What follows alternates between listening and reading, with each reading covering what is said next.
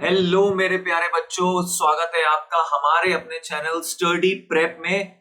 A complete platform for the NEET entrance examination. यहां पर हम आपको तैयार करेंगे आने वाले मेडिकल एंट्रेंस एग्जामिनेशन के लिए, और we assure you on that part कि आप फ्लाइंग कलर्स के साथ 360 आउट ऑफ 360 बायोलॉजी में स्कोर करेंगे। एंड वी बिलीव इस जर्नी में अगर आप हमारे साथ चलते हैं तो विद प्रॉपर हैंड होल्डिंग हम आपको वो बैरियर तोड़वाएंगे बायो का जो बच्चे इवेंचुअली ब्रेक नहीं कर पाते।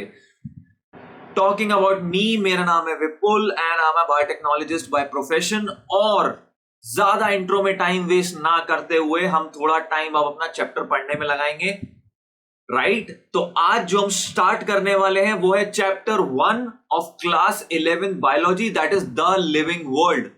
हमारा पूरा फोकस होगा एनसीईआरटी के एक एक टर्म को समझने में, और सेकेंडली हमारा टारगेट होगा एनसीईआरटी की एक एक लाइन को पकड़ने में। बिकॉज गाइज आपको कुछ एक्स्ट्रा पढ़ने की जरूरत नहीं है। If you go through the PYQs, पूरा पेपर एनसीईआरटी से ही आता है लाइन टू लाइन, ठीक है? गोइंग अहेड, चैप्टर का नाम है the living world and starts now. The living world, जब आप लिविंग सोचते हो तो आपके दिमाग में सबसे पहली चीज क्या आती है? लिविंग का मतलब होता है कोई भी चीज जो अलाइव हो। अलाइव मतलब क्या? जिंदा हो।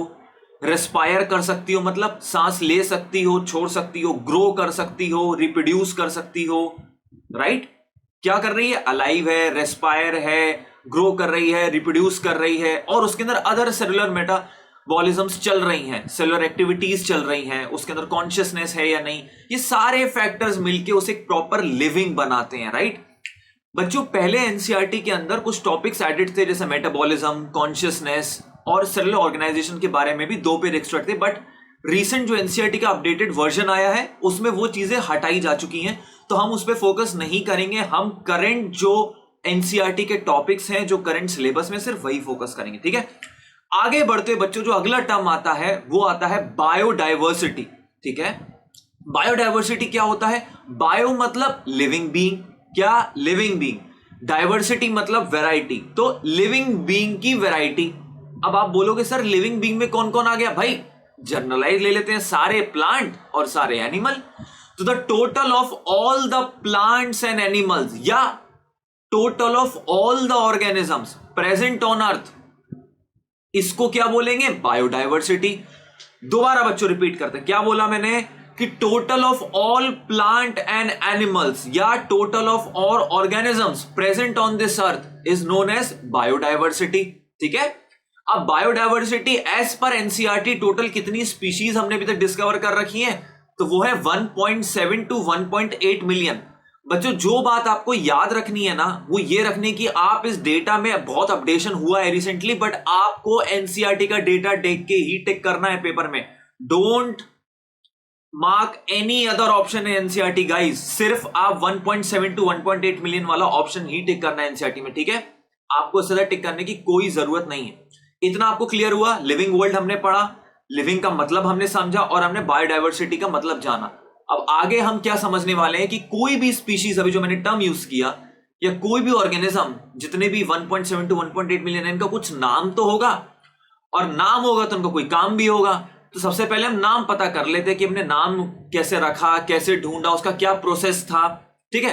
तो अब स्टार्ट करते हैं प्रोसेस। तो प्रोसेस बच्चों हमारा कुछ इस प्रकार है, वो होता है 4 स्टेप में। कितने स्टेप में? 4।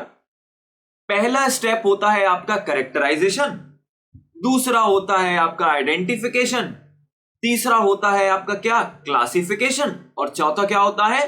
नॉमेनक्लेचर। बच्चों, ये चीज आप बिल्कुल अपने दिमाग में गठान बांध के याद रखना, क्योंकि ये ऑर्डर पूछा जा चुका है पीवाईक्यूज में, ठीक है?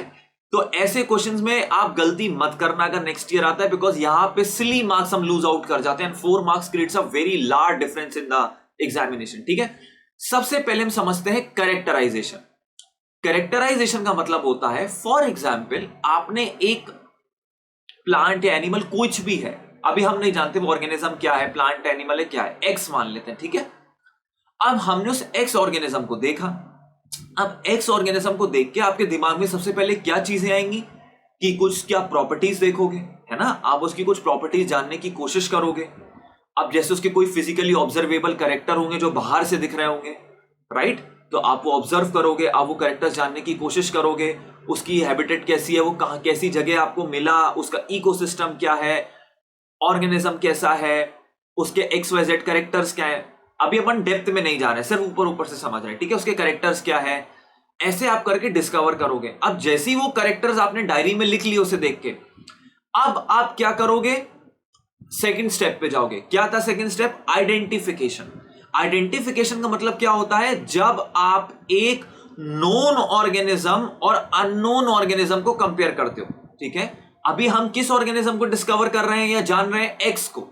कैरेक्टराइजेशन में हमने एक्स की कुछ कैरेक्टर्स को देखा, आइडेंटिफिकेशन में हम वो कंपेयर करना शुरू करेंगे एक नोन ऑर्गेनिज्म के साथ कि भैया क्या इसके जो कैरेक्टर्स हैं जो हमने देखे पहली बार में, क्या वो किसी से मिलते हैं, कोई नोन ऑर्गेनिज्म से? अगर वो मिल गए तो सेकंड स्टेप पे भी टिक मार्क कर दो। अब हम आ जाते हैं थर्ड स्टेप पे, मतलब क्लासिफिकेशन पे। अगर मान लो एक्स के कैरेक्टर किसी के साथ मिल गए, किसी स्पीशीज के साथ मिल गए, ठीक है, तो हम उठा के उसे उसके साथ रख देंगे। इसको क्या बोलते हैं? क्लासिफिकेशन। मतलब जब हम कुछ ऑब्जर्वेबल कैरेक्टर्स के ऊपर जब हम एक प्रमाण पर पहुंच जाते हैं कि हां इसके कैरेक्टर्स इस स्पीशीज के साथ मिल गए हैं, तो हम उठा के उसे क्लासिफाई कर देते हैं उसी के साथ कि हां भैया ये इसको बिलोंग करता है, ठीक है। और उसके बाद जब हम ये देख लेते हैं कि ये किसको बिलोंग करता है, तब हम उसका नाम रख देते हैं, जिसको हम क्या बोलते हैं? नॉमेनक्लेचर। इतना आपको क्लियर हुआ? तो ये तो एक सरल भाषा में हमने समझा कि क्या होता है कैरेक्टराइजेशन, आइडेंटिफिकेशन, क्लासिफिकेशन और नॉमेनक्लेचर, ठीक है बच्चों। अब मैं आपको इसकी डेफिनेशंस भी डिक्टेट कर देता हूं जो आप साइड में अपनी एनसीईआरटी में लिख लें। इससे आपको प्लस पॉइंट क्या होगा कि जब आप पेपर में ऐसे टर्म्स देखेंगे तो आप कंफ्यूज नहीं होंगे आप, ठीक है। तो अब हम बच्चों नोट डाउन करना शुरू करो। सबसे पहले कैरेक्टराइजेशन की डेफिनेशन, ठीक है बच्चों। The process of identifying and describing the features of a living entity, ठीक है, the process of identifying and describing the features of a living entity such as molecule, cell, organism and ecosystem is known as characterization, ठीक है। ये definition अब आप फटाफट लिख लो, ठीक है। इसको बोलते क्या? कैरेक्टराइजेशन। आगे बढ़ते हुए हम बढ़ेंगे कहां पे? आइडेंटिफिकेशन में। आइडेंटिफिकेशन क्या होता है? The comparison of a known organism with an unknown organism. क्या बोला मैंने? Comparison of A known organism with an unknown organism, ठीक है, इज नोन एज आइडेंटिफिकेशन। आगे हम क्या पढ़ेंगे बच्चों? क्लासिफिकेशन पढ़ेंगे। The method of arranging organism into group और sets basis on the similarities and differences, ठीक है, इज नोन एज क्लासिफिकेशन। फटाफट अपनी कॉपियों में लिख लो, ठीक है। ये जितनी भी डेफिनेशंस हमने दी, अगर कुछ ऊपर नीचे समझ में नहीं आए, कोई वरी करने वाली बात नहीं है। अपन जब आगे एग्जांपल्स और लेते जाएंगे ना, अपन A to Z सब क्लियर करते जाएंगे। हम आपका कोई भी डाउट नहीं छोड़ेंगे। हमारा कमेंट सेक्शन हमेशा आपके लिए खुला है, इसमें आप हमेशा अपने डाउट्स पॉइंट आउट कर सकते हैं and we would be always proactive on giving answers on the same. तो गाइस चिल होके आराम से रिलैक्स होके सुनो लेक्चर, बस एकदम हरी नहीं करना कि सर ने ये क्या टर्म बोल दिया, ये क्या टर्म बोल दिया। सारे टर्म मैं क्लियर करूंगा, ठीक है। इट्स जस्ट द स्टार्टिंग, ठीक है। अब हम आगे बढ़ते हैं। आगे बढ़ते हुए बच्चों अब एक बात समझनी है कि भाई ICBN और ICZN एक टर्म आपको एनसीईआरटी में दिखेगा। देखो बच्चों, नाम रखने के लिए जैसे पुरोहित जी घर पे आते हैं, ऐसे नाम रखने वाला भी तो कोई होगा जो प्लांट और एनिमल्स का नाम रख रहा होगा। तो भैया प्लांट का नाम कौन रख रहा होगा? ICBN। और एनिमल का नाम कौन रख रहा होगा? ICZN। ICBN का फुल फॉर्म होता है international code for botanical nomenclature. क्या? International code for botanical nomenclature. And ICZN का मतलब क्या होता है? International code of zoological nomenclature. क्या? International code of zoological nomenclature, ठीक है। तो ये दोनों क्या करते हैं? नाम रखते हैं। किसका नाम रखते हैं? प्लांट्स का और एनिमल्स का। बट भैया अगला सवाल जो आपके दिमाग में आएगा वो ये आएगा कि भैया नाम रखने का कोई तरीका तो होगा, है कि नहीं? कोई तरीका होगा, तरीका जरूर होगा। तरीका क्या होता है? एक सीरीज ऑफ स्टेप्स होते हैं। अब वो सीरीज ऑफ स्टेप्स क्या होते हैं वो हम आगे समझते हैं। उससे पहले एक पॉइंट और आपके लिए इंपॉर्टेंट है जानना कि नॉमेनक्लेचर सबसे पहले किसने दिया? कार्लस लीनियस ने। किसने दिया? कार्लस लीनियस ने। कौन सा नॉमेनक्लेचर दिया? Binomial nomenclature. बाय मतलब होता है, बाय मतलब क्या होता है? दो। नॉमिनल मतलब नाम रखना, तो बायनोमियल नॉमेनक्लेचर मतलब दो नाम रखने वाली जो प्रोसेस है उसको क्या बोलते हैं? Binomial nomenclature. ठीक है, जिसमें दो नाम होंगे। अब क्वेश्चन उठता है कि कार्लस लीनियस ने जो बायनोमियल नॉमेनक्लेचर कंसेप्ट दिया ये है क्या? ठीक है, तो अब हम आगे बढ़ते हैं इसके कंसेप्ट पे। ये हम सबसे पहले होता है कि जो बायोलॉजिकल नेम्स होते हैं, दिस इज पॉइंट नंबर 1। ठीक है बच्चों, बायोलॉजिकल नेम्स जो होते हैं वो होते हैं लैटिन में। किस में होते हैं? लैटिन में। और लिखे किस में जाते हैं? इटैलिक्स में। क्या बोला मैंने? बायोलॉजिकल नेम्स जितने भी रखे जाते हैं, जैसे मैंगो का होता है मैंगीफेरा इंडिका, जैसे बायोलॉजिकल नेम है, ठीक है, they are in Latin but written in italics irrespective of their origin. मतलब नाम कहीं से भी रखा हो गया, किसी भी कंट्री में ढूंढा गया हो, कहीं से कुछ भी उसका वो हो, क्या बोलते हैं उसका, ओरिजिन हो, उससे कोई मैटर नहीं करता। नाम लैटिन में होगा और लिखा जाएगा किसमें? इटैलिक्स में। ठीक है बच्चों, अगला पॉइंट क्या होता है कि जो पहला नाम होता है उसको हम बोलते हैं, जैसे मैग्नीफेरा इंडिका में पहला नाम हमने ले लिया मैग्नीफेरा, तो जो पहला नाम होगा वो किसका नाम होगा? जीनस का नाम होगा। किसका नाम होगा? जीनस। या उसका दूसरा नाम क्या होता है? Generic name. ठीक है, जीनस या जेनेरिक नेम। और जो दूसरा नाम होता है उसको हम क्या बोलते हैं? स्पीशीज। क्या बोलते हैं? स्पीशीज या स्पेसिफिक एपिथेट। ठीक है, तो पहले क्या आएगा? जीनस, और दूसरा आएगा स्पेसिफिक एपिथेट। ठीक है बच्चों, इतना क्लियर हुआ। अगला जो स्टेप आता है, अगले स्टेप में आता है एक रूल जो बहुत समझना जरूरी है। तो बच्चों अगला पॉइंट क्या है? Both the words of a biological name when hand written. क्या बोला मैंने? बायोलॉजिकल नेम्स जब भी हैंड रिटन होंगे तो वो सेपरेटली अंडरलाइन होंगे। ठीक है, और प्रिंट किस में होंगे? इटैलिक्स में। क्यों होंगे? जिससे उनका लैटिन ओरिजिन जस्टिफाई किया जा सके। ठीक है बच्चों, इतना क्लियर है? 3 पॉइंट आपको क्लियर है? अब जो अगला पॉइंट है वो क्या है? फॉर एग्जाम्पल, अगर जो फर्स्ट वर्ड है वो आपका जीनस डिनोट कर रहा था, सेकंड वर्ड आपका स्पीशीज डिनोट कर रहा था। अब क्या है कि एग्जाम्पल लेते हैं कि ऑथर है, एक ऑथर ने उस चीज को बताया है, जैसे for example Mangifera indica Carolus Linnaeus ने बताया, तो स्पेसिफिक एपिथेट के बाद हमेशा ऑथर का नाम आता है। ठीक है, जैसे कार्लस लीनियस, तो मैग्नीफेरा इंडिका के बाद क्या आएगा? मैग्नीफेरा इंडिका लिन, LINN, ऑथर का नाम आ गया।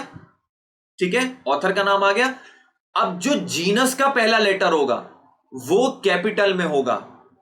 क्या होगा? कैपिटल में होगा जीनस का पहला लेटर। स्पीशीज जो होगा उसका पहला लेटर स्मॉल में होगा, और जो ऑथर का लेटर होगा पहला वो कैपिटल में होगा।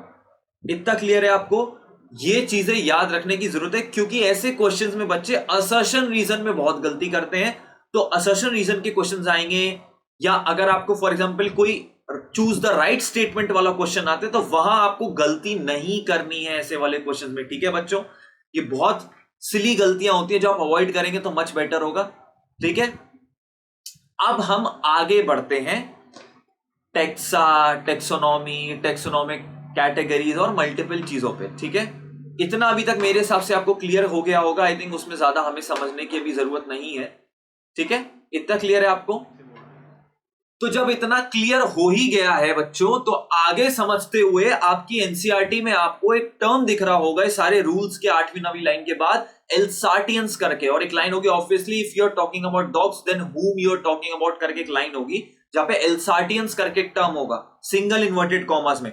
एल्साटियंस का मतलब होता है डॉग्स। कौन से डॉग? जर्मन शेफर्ड का ही नाम है अल्साटियंस।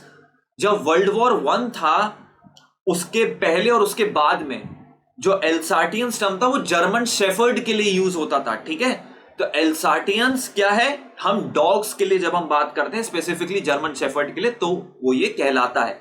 तो अगर क्वेश्चन आ जाए कि एल्साटियंस कौन सी स्पीशीज डिनोट करता है या कौन सा फैमिली क्लास वगैरह, तो डॉग्स के लिए डिनोट करता है, ठीक है। तो वो कंफ्यूज करके से क्वेश्चन बना सकते हैं। फिर आप लोग ये मत कहना कि आउट ऑफ एनसीईआरटी आ गया। ये जो पिन पॉइंट चीजें हैं ना, जो कोई कवर नहीं करता, वो स्टडी प्रेप आपके लिए कवर करेगा। आप कोई भी लेक्चर देख लें, आपको एल्साटियंस पे ऐसा इंटेंस कवरेज भले 4 लाइन का नहीं मिलेगा, ठीक है। तो ये ऐसे छोटे छोटे कवरेजेस भी हम ध्यान से पकड़ेंगे बच्चों, जिसपे घुमा के क्वेश्चन बनाया जा सकता है, ठीक है। अब बच्चों टेक्सा की बात करते हैं। टेक्सा में क्या है, जैसे wheat, rice, dogs, cats, mammals, कुछ भी ले लो आप, कुछ भी, ये सब अलग अलग अलग अलग टेक्सा हैं। टेक्सा मतलब क्या है, कैटेगरी या रैंक, ठीक है। तो ये सब टेक्सा हैं अलग अलग लेवल्स पर, ठीक है। कोई स्पीशीज लेवल पर है, कोई क्लास लेवल पर है, कोई जीनस लेवल पर है, कोई फैमिली लेवल पर है, सब अलग अलग है, ठीक है। अब जैसे वीट और राइस की बात करें, वो अलग अलग स्पीशीज हैं, ठीक है। जब वो छोटे टेक्सा लेवल पे बात करें, स्पीशीज लेवल पे, बट यही जब हम वीट और राइस की बात करेंगे लार्जर लेवल ऑफ हायरार्की में, तो वो प्लांट्स के अंदर इकट्ठे आ जाएंगे, ठीक है। तो टेक्सा क्या होता है, कैटेगरी और अ रैंक, ठीक है। इतना क्लियर हुआ आपको, बस अभी इतना ही जानिए, आगे और ज्यादा डेप्थ पढ़ेंगे जब हम अलग टेक्सोनॉमिक कैटेगरीज में जब हम आगे जाएंगे, जब हम पूरा डिटेल्ड पढ़ेंगे।